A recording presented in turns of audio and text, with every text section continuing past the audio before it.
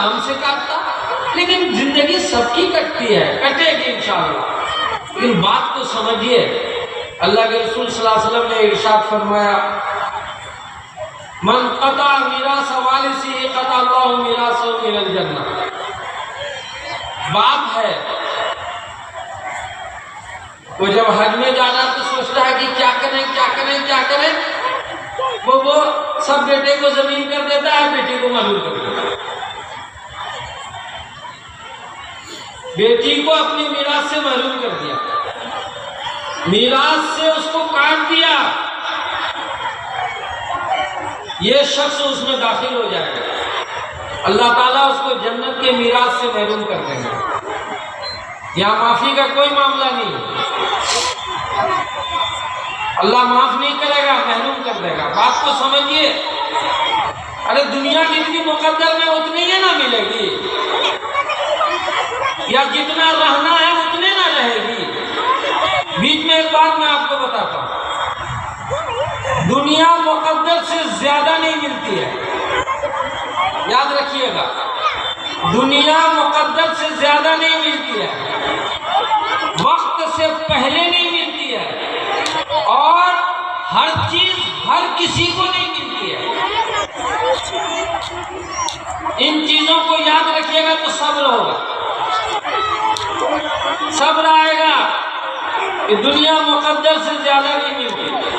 وقت سے پہلے نہیں ملتی، اور ہر چیز دنیا میں ہر کسی کو نہیں ملتی ہے۔ صبر آ جائے گا، جو چیز آپ کو نہیں ملی ہے صبر آ جائے گا، وہ میری قسمت میں نہیں ہے، جو چیز نہیں ہے میرے مقدر میں نہیں ہے تو ضرور آئے گی۔ کل شیء مرہون بأوقاتہ، ہر چیز کو اللہ نے وقت کے ساتھ باندھ دیا ہے، جب وہ وقت آئے گا تو وہ چیز آپ کو حاصل ہوگی، کسی نہ کسی ذریعے سے کوئی ہیلا لگ جائے گا، کوئی بہانہ لگ جائے گا، وغیرہ وغیرہ۔ دوستوں اور بزرگوں، معاشرے میں بگاڑ کیسے ہوتا ہے؟ معاشرے میں جو بگاڑ ہوتا ہے کیسے ہوتا ہے؟ انہی چیزوں کا خیال نہیں رکھا جاتا، انہی چیزوں کا خیال نہیں رکھا جاتا۔ لوگ اپنا حق تو لینا چاہتے ہیں لیکن دوسرے کو دینا نہیں چاہتے۔ جو طاقتور ہیں وہ اپنی طاقت کے بلبوتے پر کوئی چیز زبردستی لے لیتے ہیں، یا جو صاحب اقتدار ہیں وہ اپنے طاقت کے بلبوتے پر جو حقوق العباد ان سے متعلق ہیں اس کو وہ ادا کرنا نہیں چاہتے۔ نتیجہ یہ ہوتا ہے کہ کھٹ پٹ ہوتا ہے، سماج میں طبقات بن جاتے ہیں، امیر غریب ہو جاتا ہے، لوگوں کا اعتماد ایک دوسرے سے ہٹ جاتا ہے، وہیں سے معاشرے میں بگاڑ ہوتا ہے۔ آپ کو اللہ نے عقل دی ہے، اپنی عقل کا استعمال جیسے گھریلو زندگی میں کرتے ہیں ویسے شرعی زندگی میں بھی کیجیے۔ جس طرح لڑکے اپنے ماں باپ کی اولاد ہیں اسی طرح لڑکیاں بھی اپنے ماں باپ کی اولاد ہیں۔ اگر آپ ان کے ساتھ دھوکہ دھڑی کرتے ہیں، ونشاولی میں ان کا نام چھاپ دیتے ہیں، اس کی اجازت کے بغیر کوئی پلاٹ دو بھائی اپنے نام کر لیتے ہیں، تو کیا اس بات کا خوف نہیں ہے کہ آپ کو مرنا ہے اور ایک دن میدان حشر میں کھڑا ہونا؟ اگر آپ کو اس بات کا یقین ہے کہ میں کل اللہ کے دربار میں کھڑا ہوں گا، میں اللہ کی ملاقات کروں گا، تو اللہ کے واسطے یہ کام ہرگز مت کیجیے گا۔ جتنا ہے اتنا پہلے ان لوگوں کو بانٹ دیجیے، اس کے بعد اگر آپ کو ضرورت ہے تو آپ ان سے مطالبہ کیجیے کہ یہ چیز تمہارا حق ہے، یہ تم لے سکتے ہو، لیکن اگر تمہیں ضرورت نہیں ہے تو مجھے ضرورت ہے، تم اس کو ہم کو لوٹا دو۔ اگر آپ ایسا نہیں کرتے ہیں تو اللہ معاف نہیں کرے گا۔ میں نے کہا نا کہ اپنے حقوق میں اللہ جس کو چاہے گا معاف کر دے گا شرک کے علاوہ، لیکن بندے کا حق معاف نہیں کرے گا۔ بہن کمزور ہوتی ہے، رشتہ دار سوچتے ہیں کیا لڑنے کے لیے جائیں، وہ لوگ صبر کر کے جو ہے رہ جاتے ہیں، نتیجہ یہ ہوتا ہے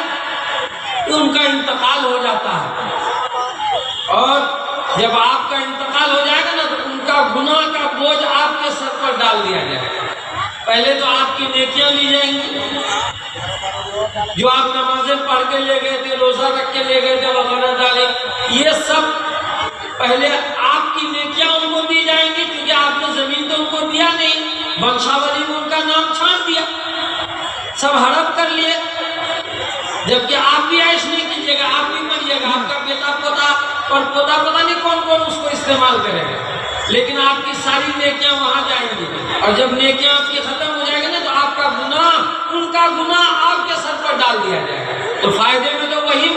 بہن بہنوئی نہ رہے جو چپ چاپ اپنے گھر میں زندگی گزارتے رہے، آپ کو ٹچ نہیں کیے، کون فائدے میں رہا بھائی؟ کیونکہ آخرت میں تو نیکی کمانے کا کوئی راستہ ہے نہیں۔ ابھی لوگ ایک مسئلہ کیا چھیڑ رکھے ہیں کہ ماں کی جائیداد ہے تو بیٹا بیٹی کو لو، اور باپ کی جائیداد ہے تو بیٹا کو جتنا ملتا ہے اس کا آدھا بیٹی کو ملے گا۔